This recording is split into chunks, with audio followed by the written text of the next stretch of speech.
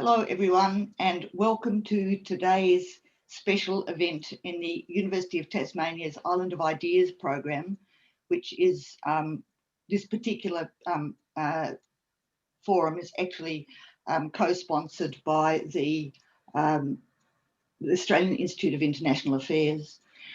We've got a wide audience here today, local, national, international, AIIA members, TAS community members and members of the diplomatic community. So welcome everyone.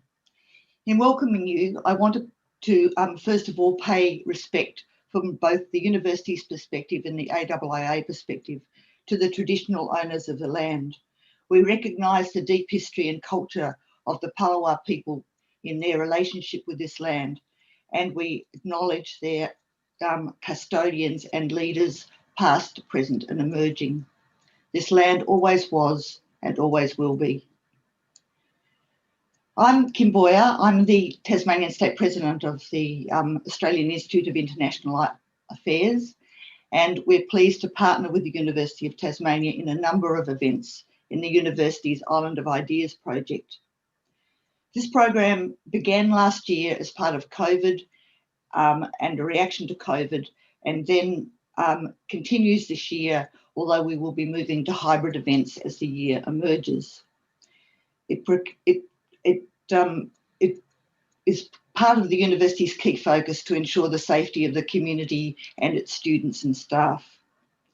Each year, the university presents hundreds of forums, lectures and seminars and workshops, and the AIIA is very happy to partner with these. They're an important part of keeping us in touch with each other and issues in the world. Just a few housekeeping notes before today's forum gets underway. Firstly, your microphone, camera, chat function and hand raised function have all been disabled so that the speakers aren't interrupted. We've also had a large number of questions that have been submitted already, but do feel free to use the Q&A question button if you've got an urgent question that you want answered, and we'll try to get through as many as possible. There'll be a number of little polls that you may or may not wish to fill in. One's on your screen at the moment, which basically will test audience reactions as the event proceeds. And finally, this lecture is being recorded for later access on both the University and AIIA YouTube and SoundCloud channels. We're really, really lucky to have today talking from China, the Australian key representatives for Australia in China, talking about what it's like on the ground in China. I'd like to introduce our special panel, and in doing so, I'd really like you to respect the Chatham House features of these sorts of seminars. It's really important to enable frank and free dialogue that we have that sort of respect, even though obviously in a webinar it's impossible to police. So first of all, I want to introduce Graham Fletcher. Graham's the ambassador to China, and he took up that role in August 2019. He's a career officer of the Department of Foreign Affairs and Trade, and his recent roles in Canberra include heading the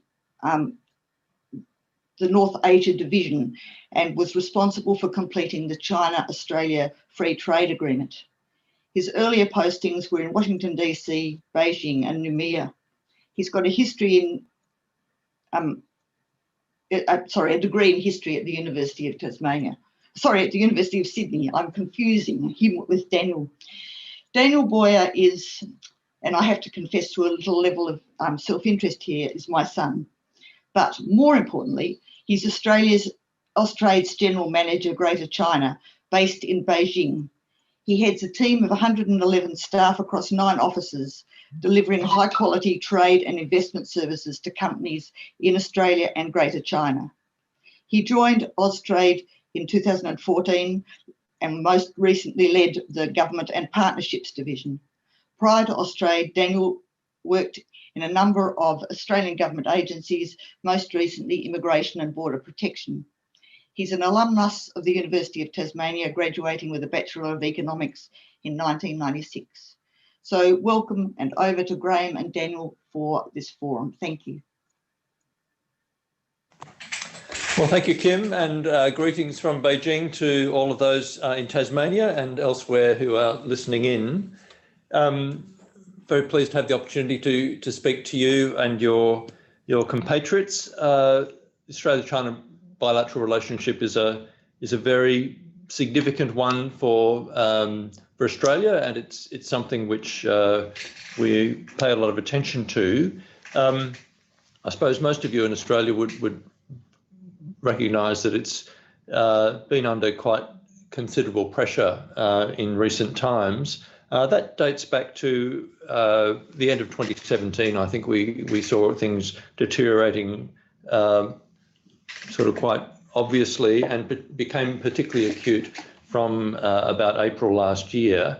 And there are a number of factors involved, and I mean it's now quite public in terms of certainly from China we hear their view of things quite regularly.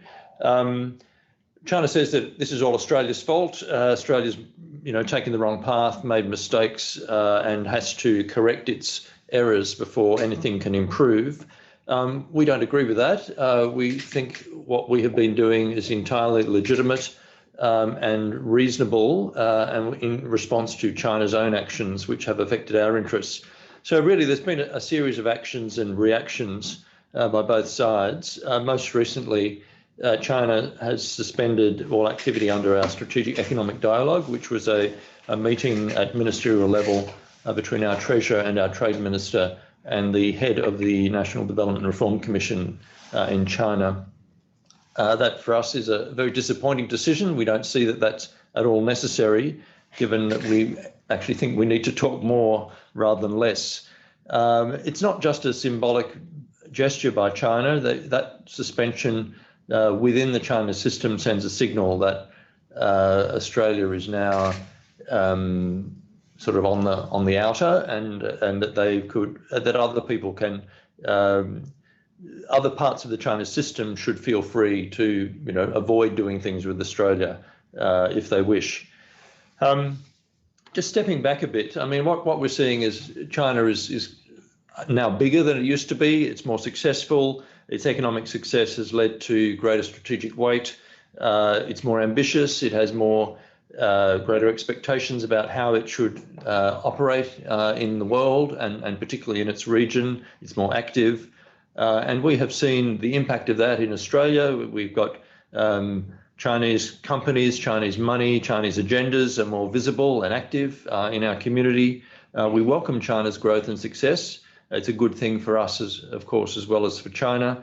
But along with China's success come questions about how will it exercise its influence, how will it operate as a big player in our region.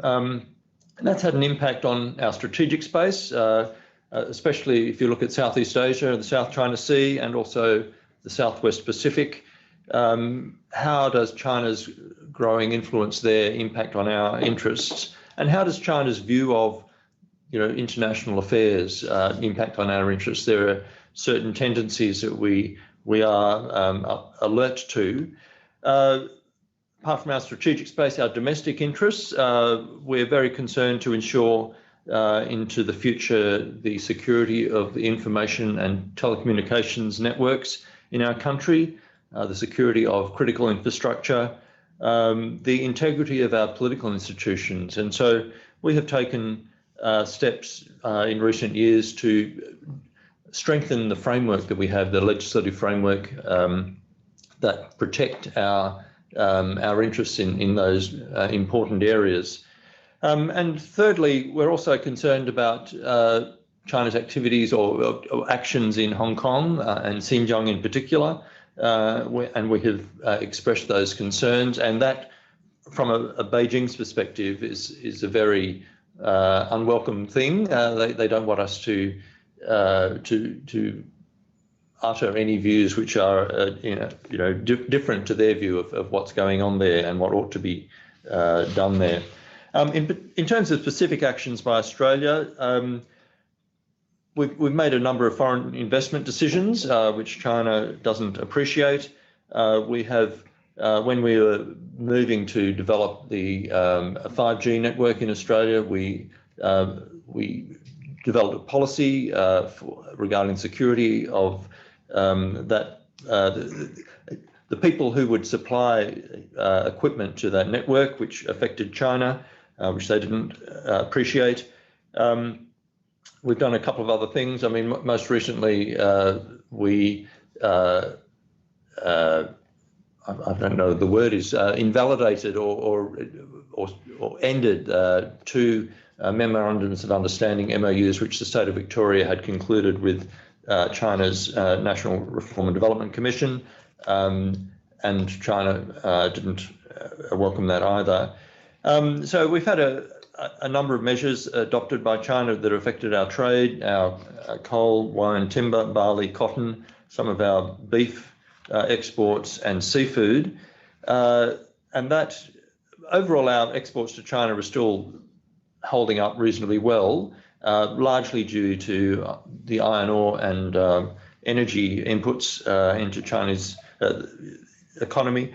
But we've had a drop of about 40%. If you take iron ore out of the picture, there's about a 40% drop in the goods exports to China beginning from about the middle of last year. But at the same time, of course, we're all dealing with COVID, and so the actual impact on our economy is hard to measure, and is probably not so great. Although some businesses are doing it very tough, particular lobster fishermen, wine companies, those particular meat establishments which can no longer export to China. Broadly speaking, people who produce whether it's agribusiness or resources or other food and beverage, they're looking for other markets, and our economy is reasonably resilient, and our economy is quite flexible. The settings that we've got there, and the disruption is manageable. So the overall impact on the Australian economy is not going backwards because of China. That's certainly not happening, and in fact we are. As people will know, just from the last week, from all the publicity about the budget, things are improving better than had been predicted some time previously. Meanwhile, travel restrictions with COVID have stopped all tourism into Australia and reduced student numbers from everywhere, including China.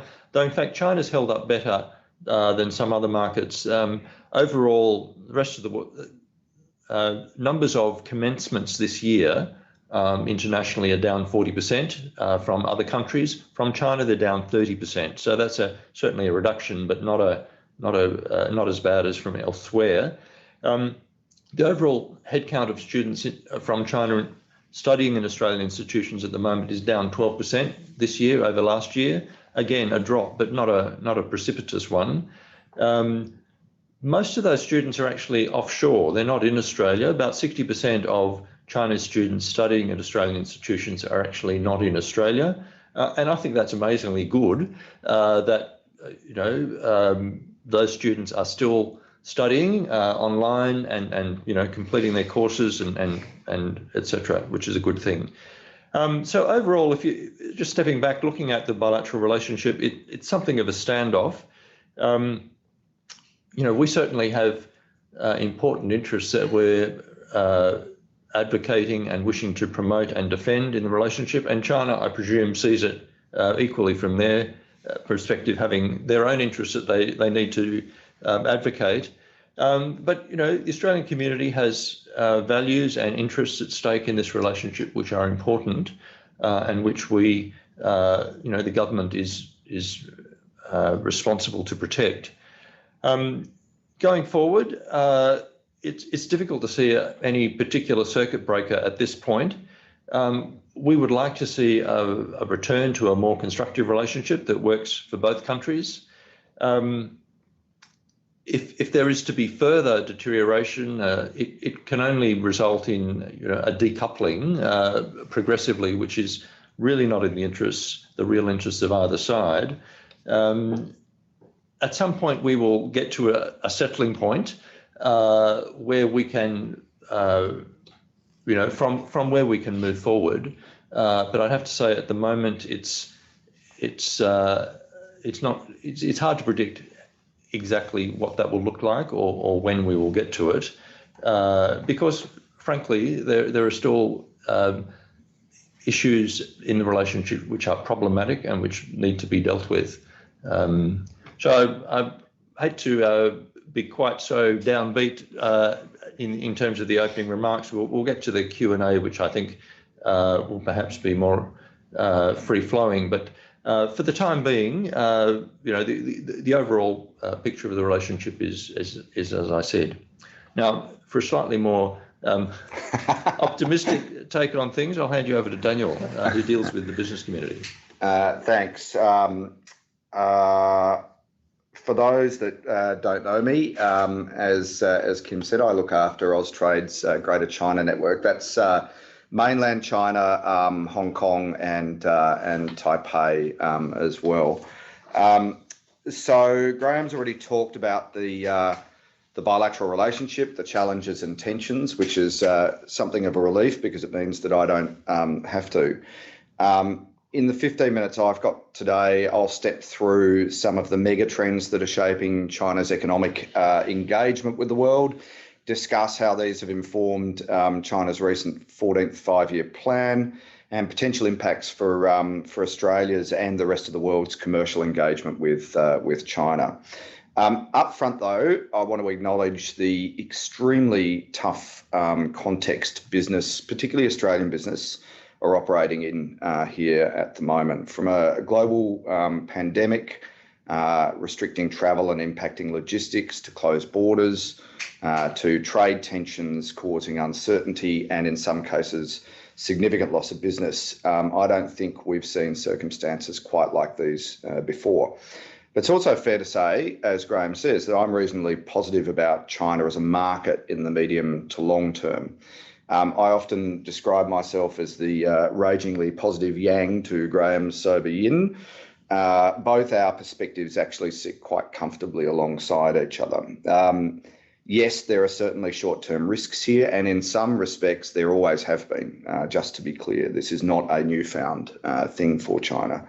But our economies are particularly complementary. Our commercial relationships run deep and are long-standing, and our people-to-people links are very strong.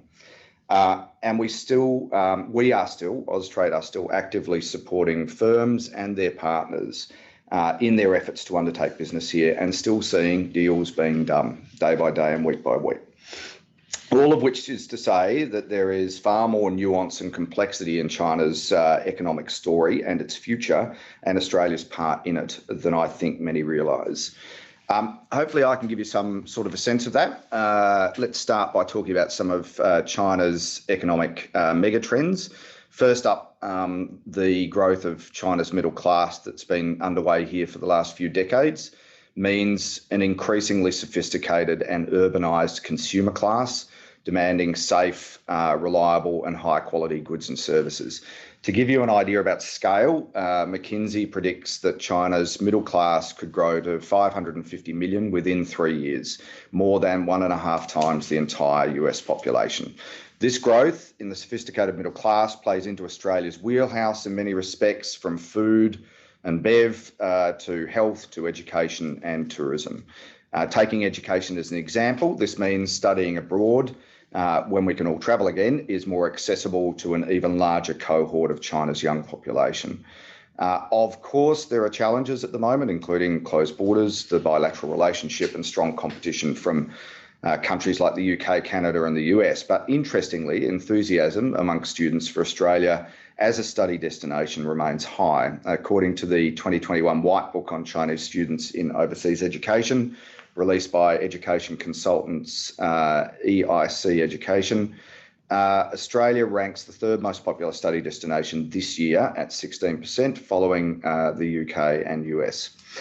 As well as the much heralded growth in its middle class, China has also been undergoing rapid urbanisation over the last few decades. It's expected to have 220 cities with over 1 million population by 2030. A corresponding target in the 14th five-year plan is to increase the urbanisation rate of the resident population to 65% by 2025 from 60% in 2019. This is translating to strong demand for technology and infrastructure that drives smart city development. While mineral resources aren't a particular focus of the 5-year plan, continued construction of infrastructure means that demand for these commodities, especially our iron ore, will likely continue. China's steel production capacity and output is forecast to continue to increase slightly in 2021, and steel prices are at record highs with no immediate signs of abating, with the obvious positive benefits that brings to Australia's resources sector and tax revenues. On manufacturing, the 5-year plan promotes the implementation of smart and green manufacturing, encouraging enterprises to adopt new technologies and upgrade equipment. Australia has strong capability in these sorts of manufacturing solutions, which we're promoting here, together with urban design, waste management, and other related capability. Beijing also has an unending focus on feeding the people. In fact, the 5-year plan has an explicit food security target for the first time, in particular 650 million tonnes of grain per annum. In fact, 4 of the 19 chapters of the 5-year plan are focused on the agricultural industry and rural development. These include major measures to modernise agriculture and rural areas in order to lay a solid foundation for food production capability. However, China boasts around 20% of the world's population, but only 9% of its arable land, meaning that imported food will continue to be part of the mix here for a long time to come. Measures in the plan seek to guarantee the supply of grain, cotton, oil, sugar, meat, dairy, and more. This is largely a positive sign for Australia if we can get our goods into the country, at least in the medium to long term, as our produce is still recognised by Chinese consumers as high quality, safe and clean. Noting, of course, that the list of ag products subject to formal and informal restrictions by the Chinese authorities here has grown markedly over the last 12 months or so. On the formal side, barley and wine, and on the informal side, lobster, cotton and meat and others. Despite these measures, many of our ag and F&B categories continue to do well here. Wheat, dairy, summer fruits, for example, have remained strong over the last few months, and now subsectors like plant-based protein markets are taking off in China too. I usually describe that as a niche sector, except nothing is niche in China because the population is so big. As an aside here, I said before that Chinese consumers still hold a positive view of Australia's agricultural products. We know this because of the work that we've done recently across social media and e-commerce platforms here. Late last year, with trade tensions at their high point, we ran a B2C and B2B digital campaign on the quality of Australian products, from food and beverage to health to education to tech. We got over 120 million impressions during that campaign, with a net positive and neutral rate of around 93%. That number hadn't moved in the 18 months since we run a similar campaign in early 2019. What this shows is that Chinese consumers, for the moment at least, seem able to separate their own positive experience of Australian product from their government's negative rhetoric. This was reinforced by research in the last few months from Hong Kong-based consultancy firm CLSA, who found that Chinese consumers were more likely to take their cues in terms of purchasing decisions from friends and family, particularly friends and family living overseas, than from their government. I say for the moment because you would think that at some point constant negativity and separation from products that will now find it difficult to get a route into market here, like wine, will lead to a drop in consumer demand. But for the moment, this demand is holding firm.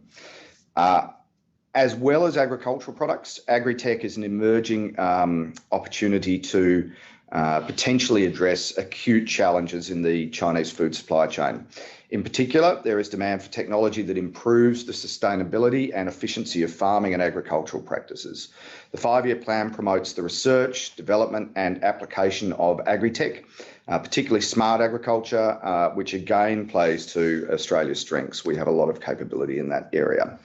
Another mega trend affecting China, as it is most of the developed world, is an ageing population. As China becomes wealthier, it's becoming older. China already has more than 250 million people aged over 60, a figure expected to double by 2040. There's actually speculation that China's population fell for the first time in modern history in 2020, although we haven't seen any official census data to support or refute that yet.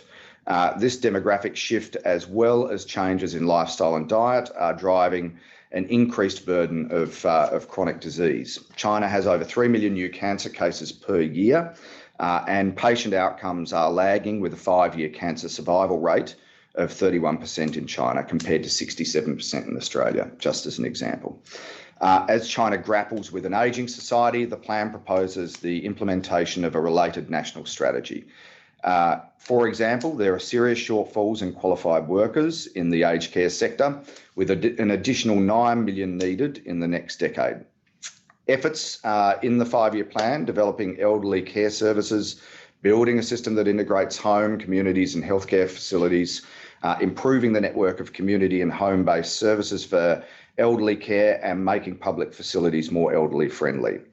On health more broadly, the 5-year plan seeks to build an effective public health system with significant reforms in the medical and health sector focused on increasing both quality and efficiency. Notable targets include increasing the life expectancy of Chinese citizens by 1 year and increasing the number of licensed physicians from 2.9 to 3.2 per thousand population. If I could single out one sector with the potential for extraordinary growth and commercial cooperation, it would be health. Of course, health is actually made up of a myriad of subsectors: medical training, equipment, biotechnology, pharmaceuticals, facilities design, palliative care, etc., etc. The combination of a burgeoning middle class demanding high quality healthcare and a frankly deficient domestic health system that's struggling to cope have made health a high priority for the Chinese government and for the commercial sector here in equal measure. We obviously have a lot of capability in these areas, and we've seen some excellent investments, partnerships, exports and deals done generally in recent years accordingly. All of these trends, the increasing middle class, the demand for high quality and safe products, urbanisation, demand for high quality health, etc., are set against a backdrop of accelerated digitisation. 4 out of the 19 chapters of the newly released plan are dedicated to building a digital China. The plan actually aims for an increase in the value added by the digital economy from 7.8% in 2020 to 10% in 2025, a significant jump. The plan promotes industrialisation of the digital economy, cultivating emerging industries such as artificial intelligence, big data, blockchain, cloud computing, and more.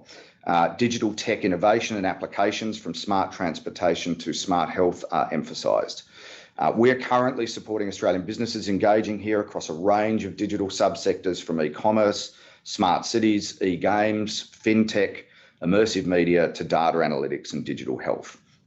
Obviously, engaging on digital tech in China is not without its risks and challenges around data security, privacy, intellectual property and dual use, for example. But the opportunities that come with the scale and a substantially digitised population are immense in China.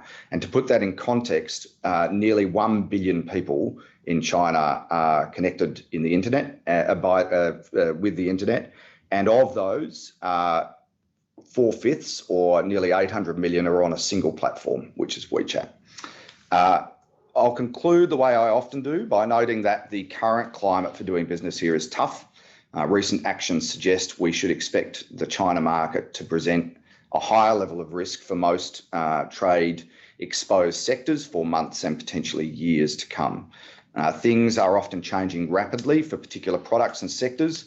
We're doing our best to work across our embassy team, agriculture, the Department of Foreign Affairs and Trade, Treasury, etc., to provide Australian business with the latest information we have. Our website is updated sometimes daily, and I've lost count of the number of webinars like this one that I've done over the last 12 to 18 months. And more broadly, we're helping a number of China-exposed businesses access other markets as and when they need to. Obviously, each firm needs to make decisions about risk, opportunity and diversification. And with 80-odd offices around the world full of excellent connections and business intelligence, Austrade are here to help them do just that. But as I said at the outset, China remains a market of immense opportunity in the medium to long term. It's got a large and growing middle class with a positive view of Australian goods and services, a hungry population and a significant shortfall in arable land, a demand for high quality health services, continued urbanisation requiring raw materials, and perhaps the most digitally sophisticated market in the world.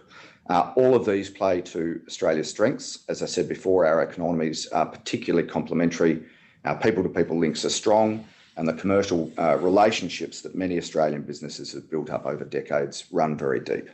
And I'll leave it there. Thank you. Thank you both. We've got a range of questions, and some of them you've already touched on in your talks. So forgive me if I'm sounding like I'm repeating some of the things you said, but I think that from the questions we perhaps need some continued elaboration. But can I start with a question that leads on, I think, from both Daniel's perspective, but also Graham's. It's been budget week in Australia, and part of the reports have been for additional funding in DFAT, for attempts for diversification of trade, for a range of other issues. How are the extra positions and extra dollars going to help the embassy in Beijing? Well, it's too early for us to tell you exactly the impact here, but essentially it'll be it's to step up our political foreign policy and trade policy effort, especially in the Indo-Pacific region, and that'll be split between Canberra and our embassies throughout the region. And at the same time, a particular focus on the WTO. I mean, we're going to be in Geneva doing things there more probably in future than previously, and we need to step up our efforts there and make sure that the WTO system, to the extent that we can, is working very effectively. I think you can trace all this back to the Foreign Policy White Paper from 2017, which essentially said the world is changing, Australia needs to work harder, pedal faster and be more clever and creative in how we respond to the world around us in order to keep up and prosper. And it's, life is getting more complicated, and putting more resources into our international effort is a good thing. And I'm certainly, as a lifelong DFAT employee, welcome the budget announcements this week. I'd just add to that there's been money provided for some quite practical support for exporters as well, not just in the budget, but over the last sort of 18 months as COVID has raged, from the International Freight Assistance Mechanism, which helped, particularly when logistics were very, very challenging and the bottom fell out of the commercial aviation market, helped exporters get perishable goods to market reasonably quickly and is still operating. The Agribusiness Expansion Initiative, which is aimed at helping those markets that are quite exposed to China to diversify, those exporters that are quite exposed to China to diversify into other markets. There was an announcement in the budget about the single window for trade, which is a sort of an attempt to synthesize regulations and improve the experience for exporters to make it easier for them to get their products out of the country. Some of the money going for COVID relief that Graham mentioned is also going to Austrade run consulates around the globe as well. Okay, a slightly different tack, but how have things changed on the ground since the election of President Biden?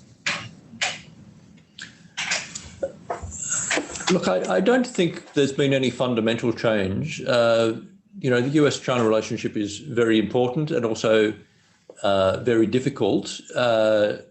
And the issues that are at stake there, the kind of fault lines, if you like, haven't changed simply because there's been a change of administration in the US. Now, certainly, I don't want to speak for the Americans, but there is a change of administration. There's certainly a different tone, and it's possible that we aren't surprised so much as perhaps we were in the last few years by some of the things coming out of Washington. But fundamentally, it's a very important but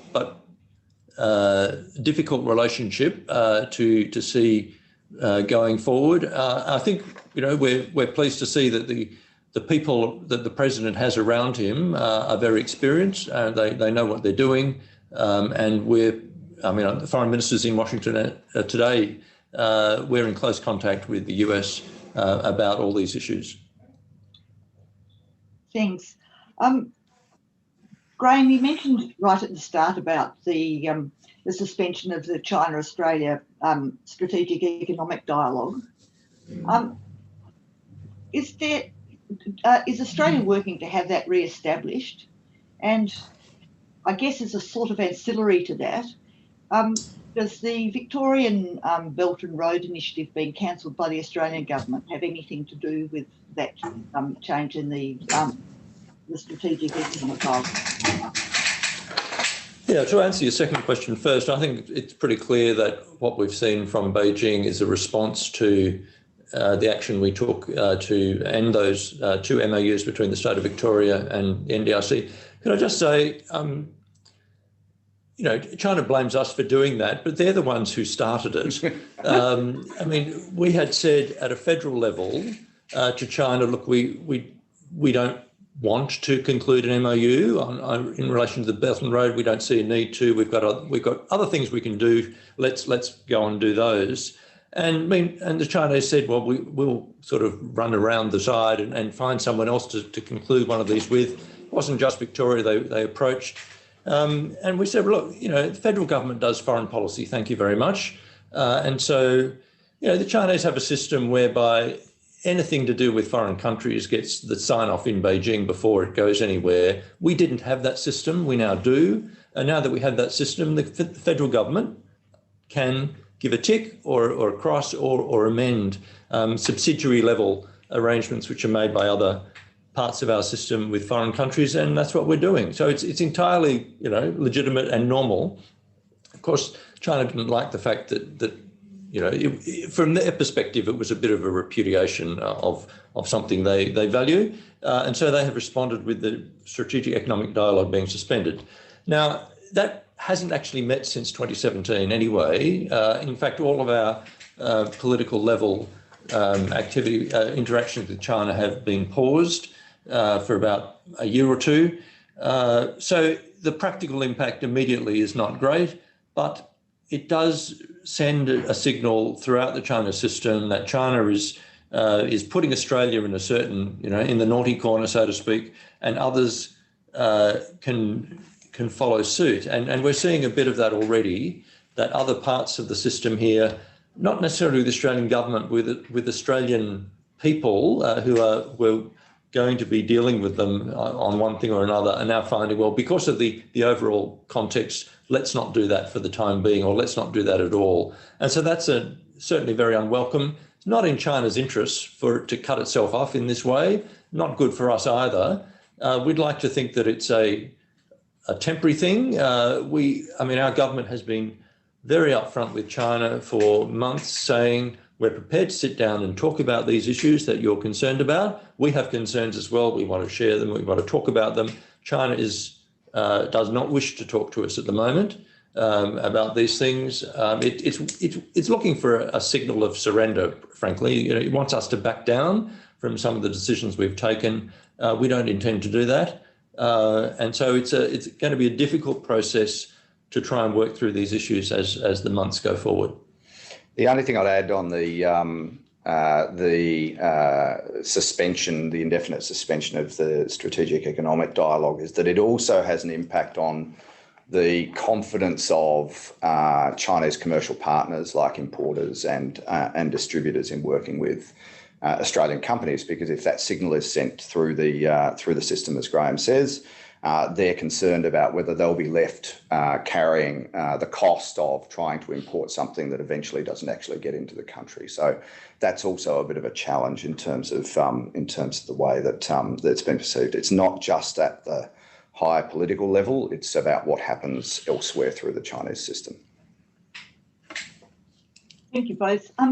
I guess that leads on to how do you see the bilateral relationship in 5 years' time? I mean, could it go lower than it is now, or must it improve? Look, I'd hesitate to make any predictions about where things are heading. It's a big, complicated relationship. It's got a lot of moving parts. It is, where both countries are dealing with COVID.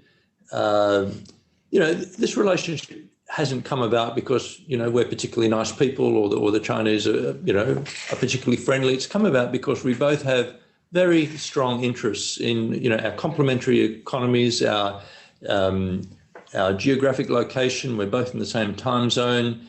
The people-to-people links that have grown up over the years, whether it's through education, migration, tourism and whatnot. Most Chinese who come to Australia like it.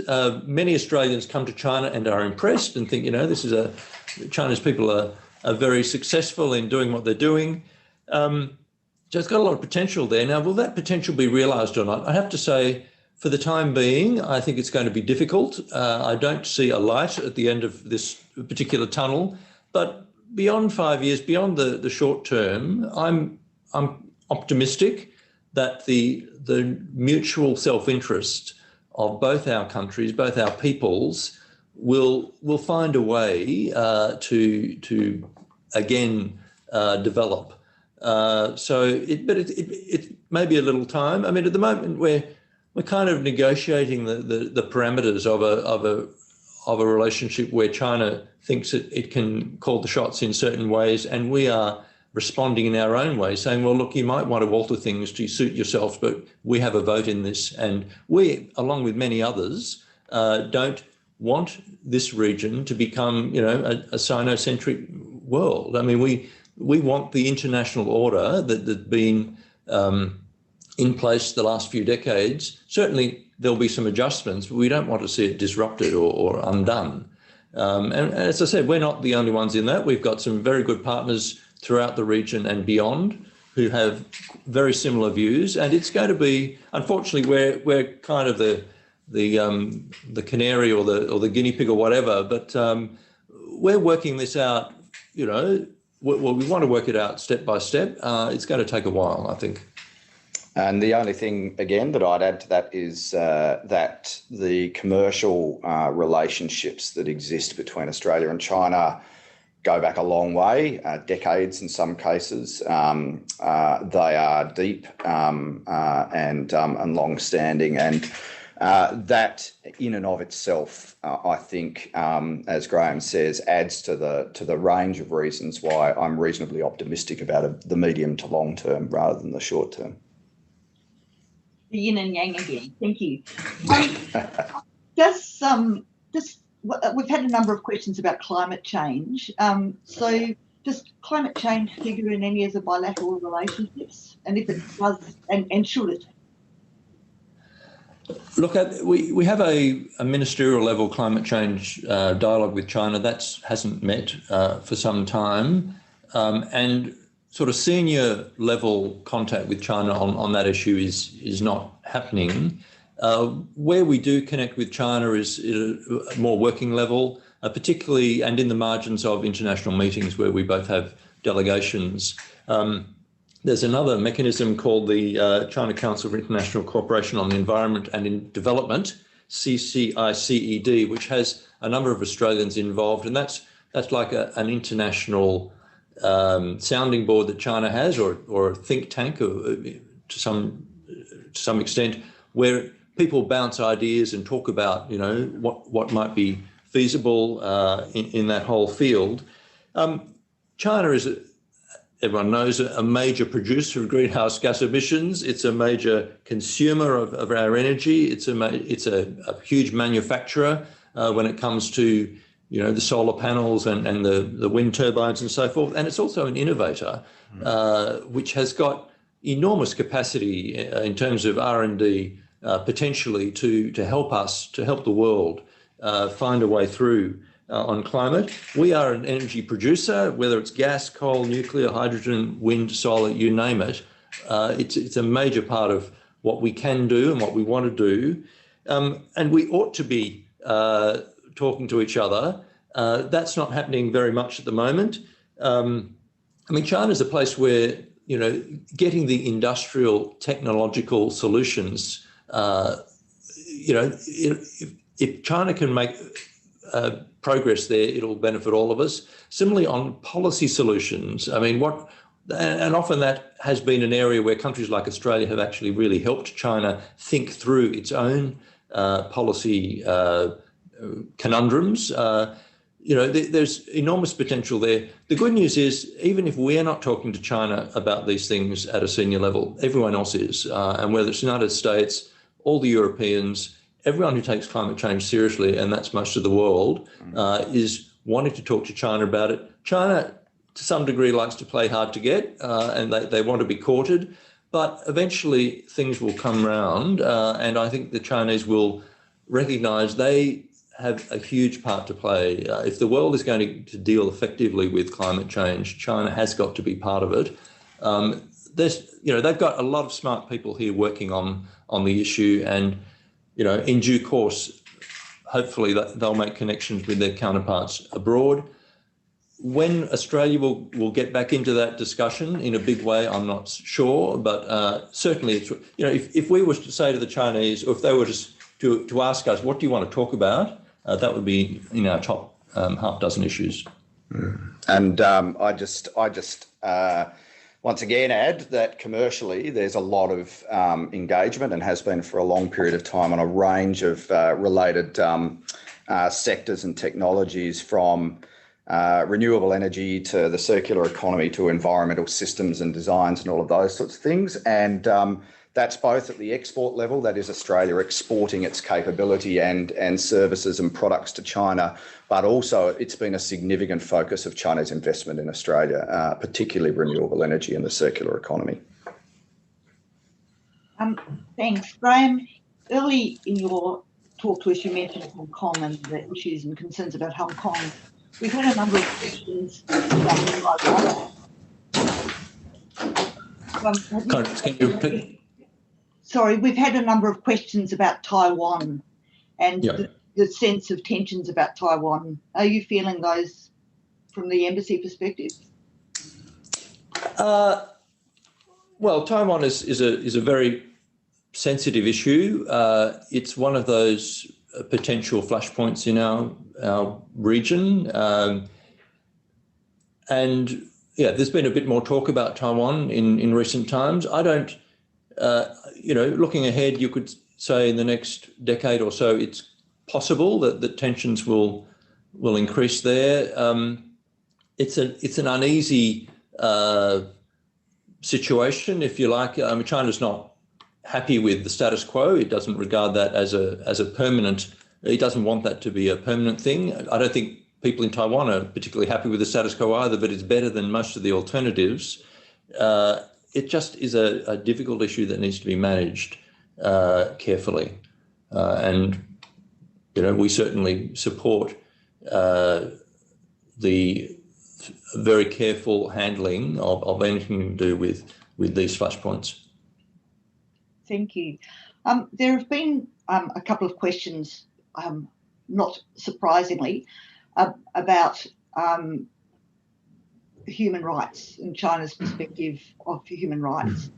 Can you talk about how that plays out from your perspective? Well, we have serious concerns about the human rights situation in China, not simply the topical issues of Xinjiang or Hong Kong, but more broadly, the way China has the political situation in China it's going backwards in terms of human rights, respect for freedoms of speech and assembly and worship and so forth, and that's all to do with you know, the regime here's sense of threat. It feels itself embattled. It is very, very focused on stability and making sure that that its position at the country's stability and regime, prosperity, etc., can be maintained. But we've seen what we believe to be occurring in Xinjiang to be really very, very troubling, and we have, along with many other governments, made those concerns known. China regards anybody saying anything that disagrees with its view of the world as being, what it objects to, and regards that as interference. And we simply do not accept that. That us stating a view about something happening in another country is not interfering in the situation there. It is simply reflecting who we are as a people, and holding up other countries to the standards that we've all agreed to, the Universal Declaration of Human Rights. Now, in so doing, we're not saying that we're perfect and that we don't have any problems. Of course, Australia is quick to acknowledge our own issues, we're both historically and currently, and we don't object to other people talking about our situation. So, this is a mutual thing. We would like to talk with China about what's going on there. It is very defensive. It says that any criticism whatsoever is groundless, based on lies, groundless, etc., which is simply ignoring the serious problems that are there and the concerns that we have. And it's not just Xinjiang, Hong Kong also similarly, but it's a different set of issues. Is an area where we have expressed concern. China regards that as illegitimate, but we have said nothing that others haven't said. I mean, European countries, United States, New Zealand, Japan. Okay, so a slightly more personal question. One of our questioners, Graham, asks, how did your degree in history help you in terms of managing what's been a really fairly demanding last couple of years? And can I add to that, how do you maintain morale amongst your staff, for both of you?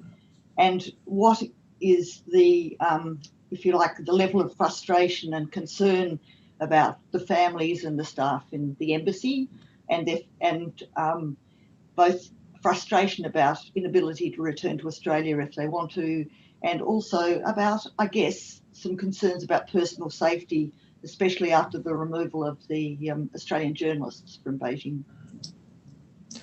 Well, firstly, on history, I happen to think history is a good thing to study, having spent a few years doing so. Look, I think anything that helps someone understand what people are like, what makes them tick, how do they operate in groups, you can do that through history, you can do it through literature, you can do it in all kinds of ways, sociology, political science, you name it. Economics. Economics. That's why I studied economics, Graham. Anyway, look, I happen to think that history is a more interesting way of doing it, but it really helps. Look, I don't think anyone can understand what's going on in the world today if you don't know what happened during the 20th century. What happens today depends on what happened yesterday, etc. And I would like to think that, understanding a bit more of how China sees the world makes it easier for us to comprehend why they're doing things the way they are, what makes them tick. If you can't get yourself to the position where you can understand why someone is saying something, then it's difficult to be able to deal intelligently with it. Look, in terms of staff here, we're a little bit embarrassed to say that for the past year or so, things have been quite fine in China. We haven't felt directly at risk in terms of COVID. Travel is very easy. We can do anything we want to do. We had an Anzac Day commemoration, as we normally would. So China's a bit like Australia, quite successful domestically in dealing with the epidemic. Very strong defences around the borders to prevent infection coming in. And that's the main impediment for us. I mean, if we go back to Australia, there are flights every week and getting seats is not too difficult. The problem is you have to spend 2 weeks one way and 3 weeks the other way for Beijing. So that's a 5-week quarantine commitment, which means that I haven't been back for a year or two, but I hope to come back in August, September, because I think it's good to, well, I've got a couple of grandchildren I haven't met yet, but otherwise, yeah, so staff, it's not great. Look, everyone's different. There've been a couple of individuals had to leave because they needed more regular medical attention for their families, and they were able to get here, and they just couldn't, the uncertainty of, can I get on a plane when I need to get on a plane? There are some people with elderly parents in a similar position. So it's not great. But people are, I think, holding up reasonably well. But it is as the months go by, the inability to travel freely, and it's not just us here that have that, but everyone in Australia, and indeed we're very conscious that for most of our colleagues elsewhere in the world, they are doing it much tougher than we are. Restrictions on movement and so forth are being strengthened in some areas, and with lockdowns, we're reasonably well off in that regard here. Safety? Yeah, I'd certainly say that the morale is, despite everything, pretty good at the moment within the embassy. It's a pretty tight-knit group, and I think part of that reason is that the core of us were here for 6 months without our families from January to July last year, and that's made it a pretty close group of Australian-based officers, and within the rest then builds on that core. The one thing that I'd add is, of course, the majority of my staff are Chinese nationals. So the challenges of the last few months with the bilateral relationship have been difficult for them. And so maintaining morale for that particular group of people who remain immensely and universally positive about engagement with Australia has been about just building in routines. You still have to help Australian companies do deals, which they love doing and they continue to do and are very successful at doing. You still have to maintain your connections and your relationships with your importers and your distributors. These are all very, very valuable things. And then keeping one eye on the longer term and saying that this too shall pass. At some point, as Graham said earlier, we will reach a new equilibrium, a new settling point in the commercial relationship between Australia and China. And those relationships that they have built up, which is what Australian firms come to us for, will become critical in the bounce back in certain sectors. So that's kind of the approach that we take when we're dealing, or that we've been taking over the last little while in terms of maintaining morale within our team. Thank you. I think that's a really appropriate time to wind up. And thank you both, although the applause is muted. Basically, it's been a really excellent sense of what it's actually like to be in Beijing. From our perspective, if you've enjoyed this forum, please consider being a member of the Australian Institute of International Affairs. Continue to watch the Island of Ideas program, where some of the new and emerging projects and events are on the screen. Today's talk will be available as a video soon. While Island Life might have changed a little, the University of Tasmania is looking forward to keeping ideas flowing and keeping you in touch with the rest of the world. Thanks all so much for taking part in this afternoon, and thank you particularly Graham and Daniel.